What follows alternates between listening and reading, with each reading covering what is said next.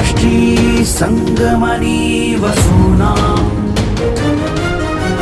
चिकितुषी प्रथमा यज्ञियानां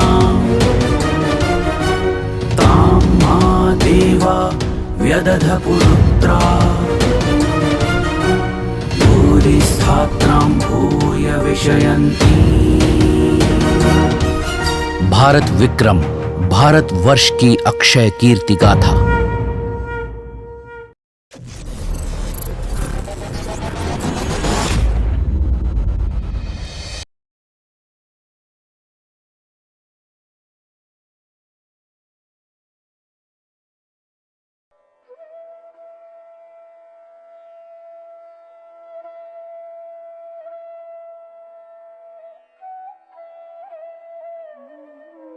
प्राचीन काल में व्यक्तिगत व्यवस्था के दो स्तंभ थे, पुरुषार्थ और आश्रम।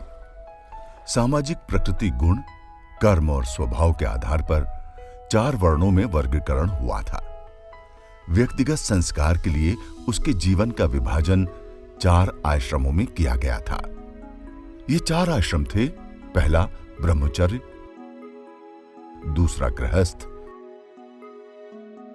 तीसरा वानप्रस्थ और चौथा सन्यास। जिसमें सम्यक प्रकार के श्रम किया जाए वो आश्रम है, अथवा आश्रम जीवन की वो स्थिति है जिसमें कर्तव्य पालन के लिए पूर्ण परिश्रम किया जाए। आश्रम का अर्थ अवस्था विशेष विश्राम का स्थान, ऋषि मुनियों के रहने का पवित्र स्थान आदि भी किया गया है।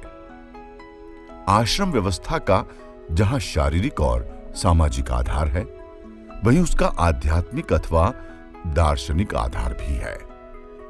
भारतीय मनीषियों ने मानव जीवन को केवल प्रवाह न मानकर उसको सोद्देश्य माना था और उसका ध्येय तथा गंतव्य निश्चित किया गया था। जीवन को सार्थक बनाने के लिए उन्होंने 4 पुरुषार्थों धर्म, अर्थ, काम तथा मोक्ष की कल्पना की थी।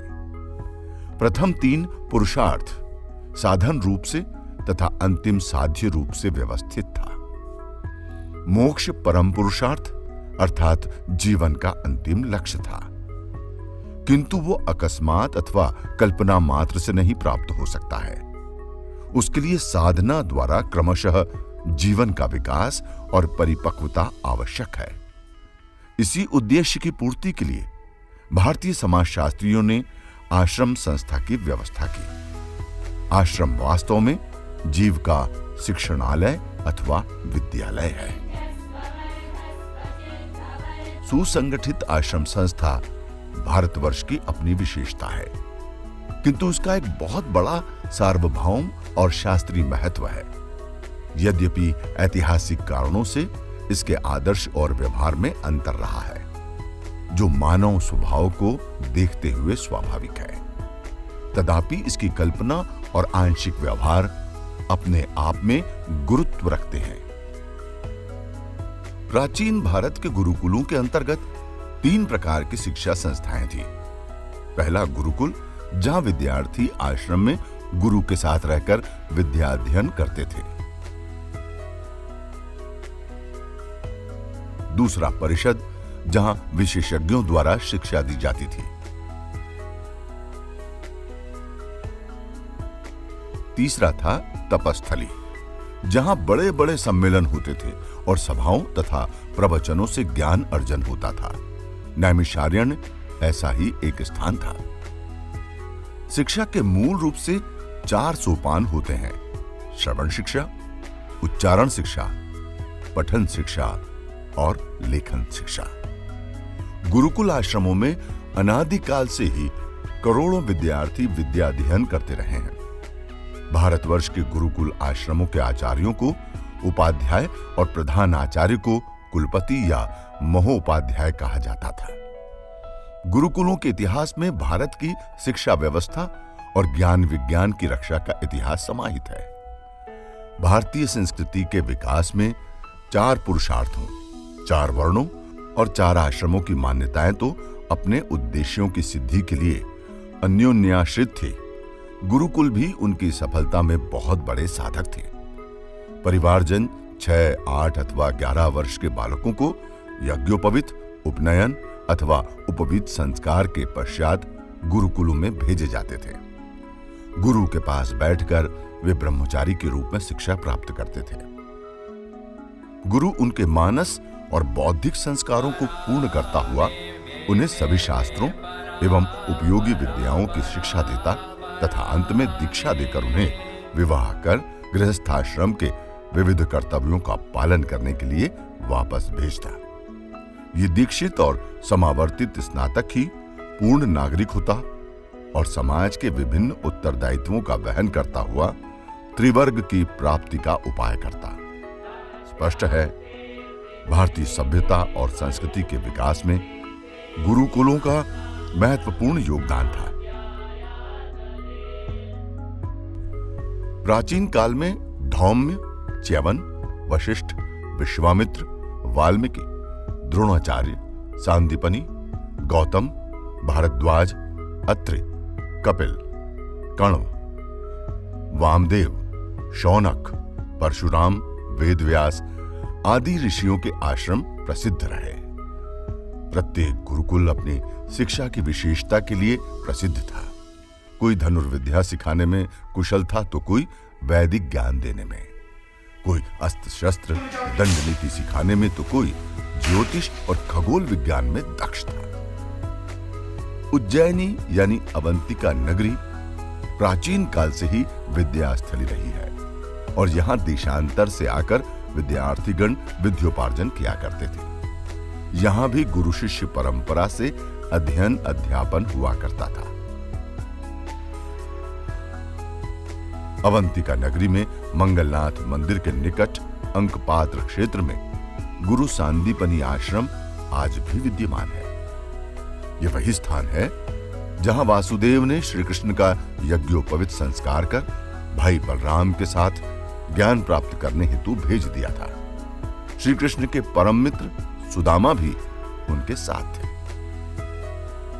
तदंतर समस्त विज्ञानों को जानते हुए और सर्वज्ञान संपन्न होते हुए भी वीरवर कृष्ण और बलराम गुरु शिष्य संबंध को प्रकाशित करने के लिए उपनयन संस्कार के अनंतर विद्योपार्जन के लिए काश्यप गोत्रीय काशी में उत्पन्न हुए अवंतिपुरवासी सांदीपनि मुनि के आश्रम में आए। ऐसा कहा जाता है कि श्री कृष्ण लिखने की पट्टियां धोकर अंक मिटाते थे, अतः इस क्षेत्र का नाम अंकपात पड़ गया। पुराणों में उल्लिखित गोमती कुंड भी सांदीपनि आश्रम में पानी की आपूर्ति का स्रोत था। यहां पर गुरु शिष्य परंपरा से प्रत्येक स्नातक को सार्वभौम हित के लिए चतुर्दश विद्याएं सिखाई जाती थी, जो इस प्रकार है: ऋग्वेद, यजुर्वेद, सामवेद, अथर्ववेद, व्याकरण शास्त्र, शिक्षा शास्त्र, निरुक्त शास्त्र, छंद शास्त्र, धर्मशास्त्र, कल्पशास्त्र, ज्योतिष शास्त्र, पुराण, न्याय, मीमांसा 14 विद्याओं के साथ ही श्री कृष्ण गुरु सांदीपनि द्वारा 64 दिन में 64 कलाओं में भी पारंगत हुए थे। वे 64 कलाएं इस प्रकार हैं: गान विद्या, वाद्य भांति भांति के बाजे बजाना, नृत्य, नाट्य, चित्रकारी,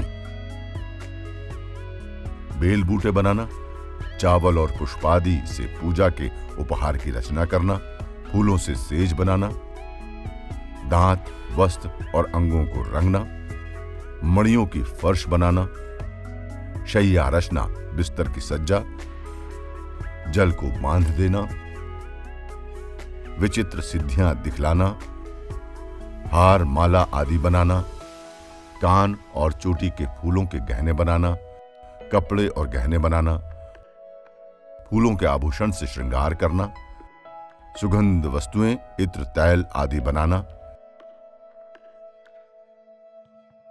इंद्रजाल, जादूगरी, हाथ की पुती के काम, तरह तरह के खाने की वस्तुएं बनाना, तरह तरह के पीने के पदार्थ बनाना, सुई का काम, कठपुतली बनाना,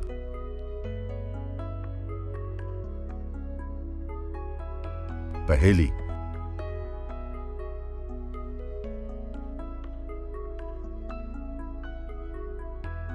ग्रंथों के पढ़ाने की चातुरी, नाट्य आख्यायिका आदि की रचना करना, समस्या पूर्ति करना, पट्टी, बेंत, बाण आदि बनाना,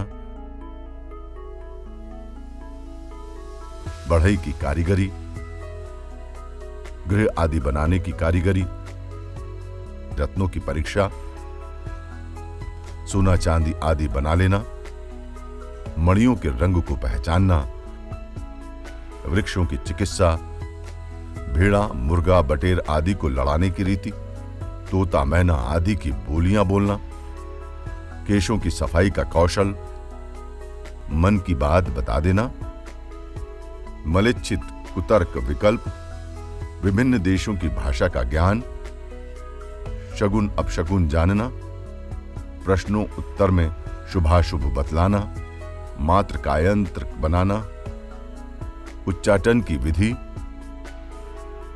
सांकेतिक भाषा बनाना, मन में कटक रचना करना, समस्त छंदों का ज्ञान, नई नई बातें निकालना, छल से काम निकालना, वस्त्रों को छिपाने या बदलने की विद्या, धूर्त कीड़ा, दूर के मनुष्य या वस्तुओं का आकर्षण, बालकों के खेल, विजय प्राप्त कराने वाली विद्या, बेताल आदि को वश में रखने की विद्या। 14 विद्याएं और 64 कलाओं से परिपूर्ण होने के कारण श्री कृष्ण को गुरु सांदीपनि ने जगत गुरु की उपाधि दी थी। ईसा से 1800 वर्ष पूर्व में हुए वेदांग ज्योतिष ग्रंथ की रचना करने वाले आचार्य लगध ने भी अपनी शिक्षा महर्षि सांदीपनि गुरुकुल उज्जैन में ही प्राप्त की थी। सांदीपनि गुरुकुल के परम मेधावी अध्येता लगध ने अंक विद्या का पुनरुद्धार किया। सार्थवाह और प्रतिक्षेत्र जैसे अध्येताओं ने भी महर्षि सांदीपनि के इसी गुरुकुल में शिक्षा ग्रहण की थी।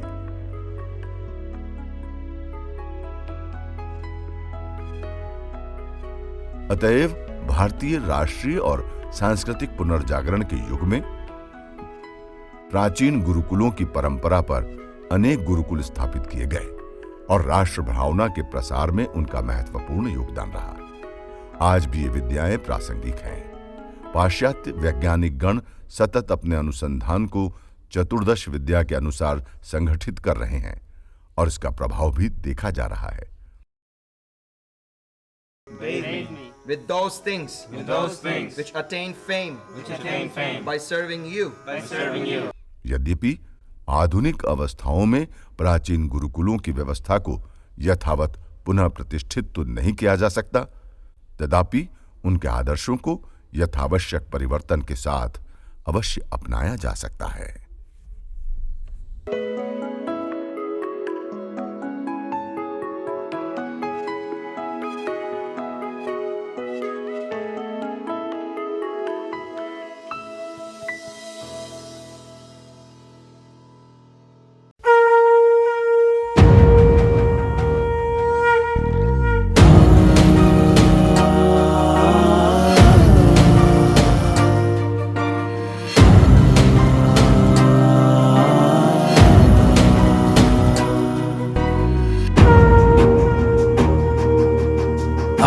राष्ट्री संगमनी वसूनां चिकितुषी प्रथमा यज्ञियानां तां मा देवा व्यदध पुरुत्रा भूरिस्थात्रां भूय विषयन्ति। भारत विक्रम भारत वर्ष की अक्षय कीर्ति गाथा।